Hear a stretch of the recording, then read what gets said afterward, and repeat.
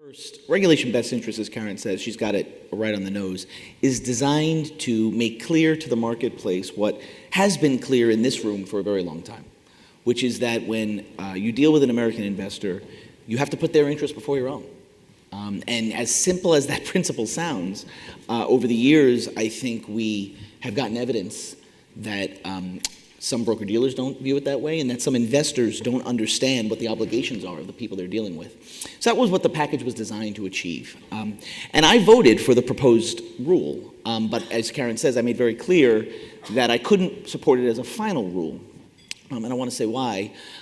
For me, what's very important when thinking about making rules in this area is that whatever we do it on the basis of evidence.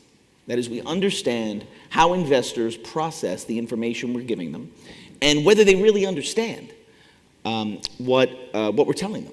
And for me, one of the things that was very troubling about the proposal was that our economic analysis was really, and I said this in my statement at the open meeting, was not a serious attempt to understand the effects of the rule. And let me just say a little bit more about what I mean by that.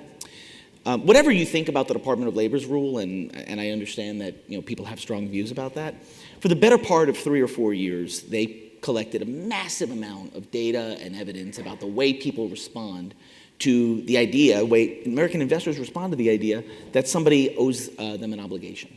And the way they respond, for example, to ideas like fiduciary or best interest. And for everybody in this room who deals with concepts like that or understands them on a regular basis, I don't need to tell you that not every American investor understands them with the depth that we do.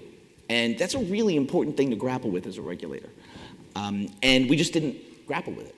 We also didn't make any serious attempt to try and assess the costs and benefits for investors of getting conflicted advice.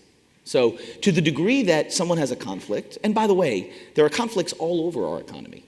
Investment advice is not special in this way. Everything we buy, if you deal with a car salesman, that person has a conflict. It's not that Americans don't understand a conflict, it's that they need to be informed about the way that person gets compensated, for example.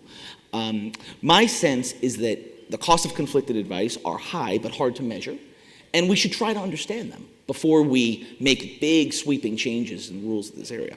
So I objected on that basis and said, look, we need to get more evidence on the subject.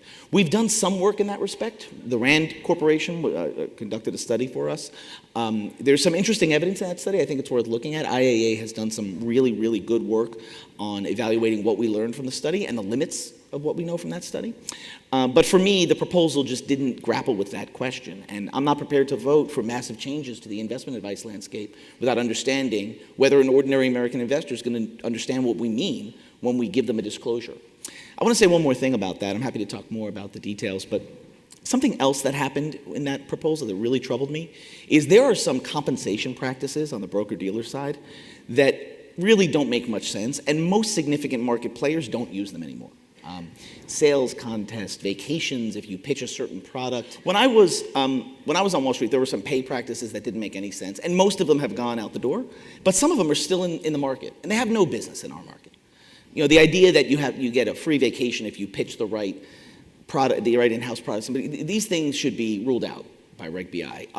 Reg BI, the proposal does say, and it did at my insistence say, that kind of incentive system is probably not appropriate for retail investors. We should go further and make it clear. I don't understand the case for not being clear about the fact that we shouldn't be paying people in a way that creates a conflict that they can't overcome. So those are some of the issues I had with the proposal. Right now, we're working on what I hope will be something before the Commission to make a final rule sometime soon. But if those things aren't resolved, it's going to be very difficult for me to support it.